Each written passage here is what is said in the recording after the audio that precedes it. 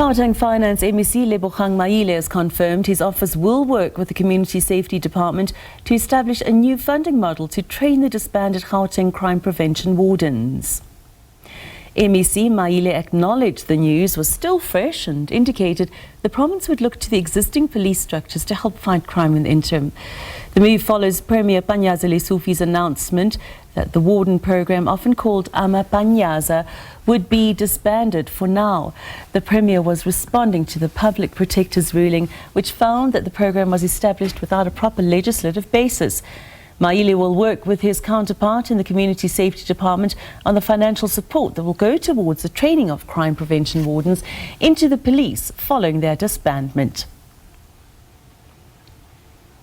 Well, for more on that now, we have asked Professor Alex van den Heever, a governance expert, to help us understand this. Now, thank you for joining us here this evening.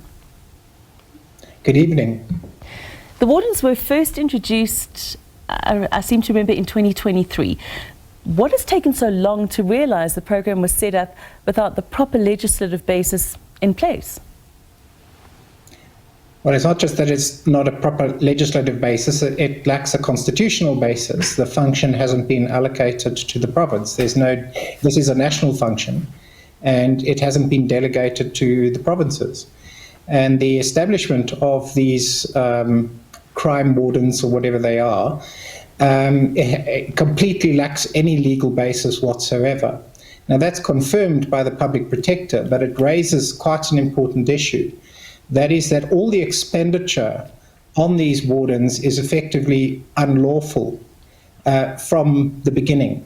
Now, that by unlawful, I mean that it is unauthorized and irregular, which is a massive contravention of the Public Finance Management Act. And there is no remedial action that can actually address that. So this is a matter that's going to have to be taken up by SCOPA. It is going to have to be taken up by the provincial legislature. It's going to, and potentially raises the possibility of a criminal action in terms of the Public Finance Management Act, and potentially the accounting officer responsible for this could face jail time at the end of the day, because this appears as if it was willful and it was massively negligent, and those are the issues that result in criminal sanction in terms of the Public Finance Management Act.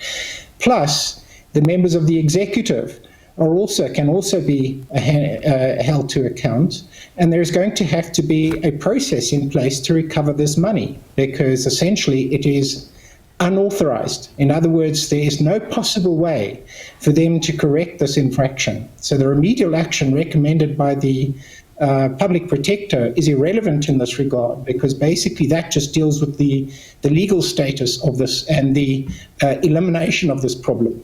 But the problem of the existing expenditure has to be addressed, and it's completely unlawful.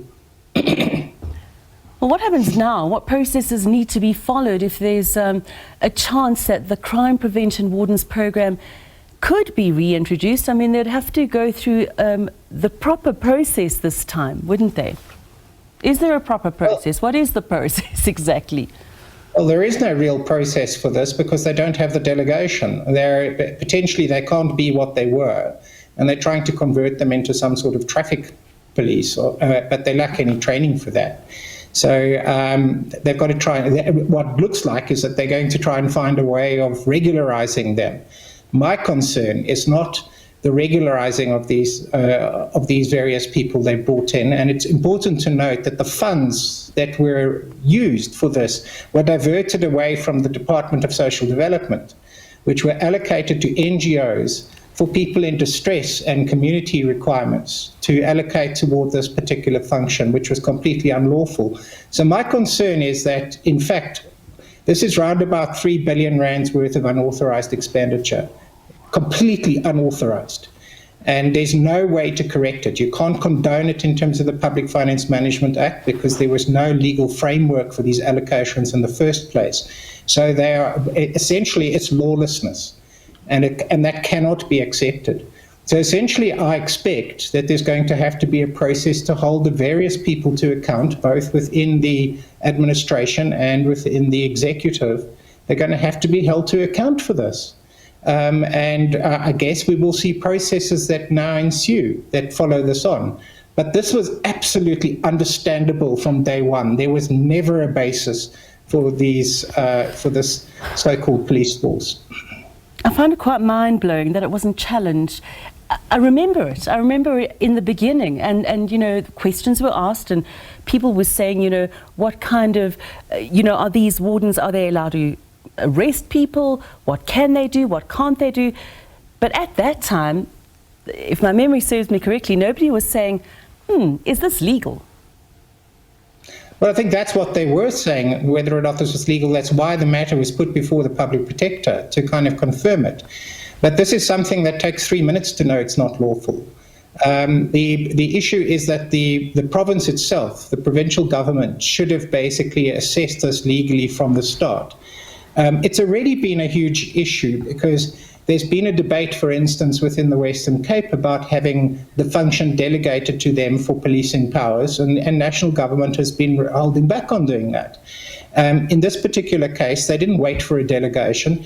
They just went and created some bought uniforms and put people in them. And called that a police force. They're not a police force, and there's no legal basis for them, and they're completely untrained and were both a danger to themselves and to the public. So a lot of the complaints were that this was just an unregulated, unruly bunch that were being established. The problem actually is that you cannot, government is basically a system of laws, and all expenditures are based on laws. This was unlawful. Sorry. So there's no basis, no legal basis, and no legal basis for the financial allocations, and these were not trivial. And essentially people are going to have to be held to account for these funds. Thank you so much for your time this evening.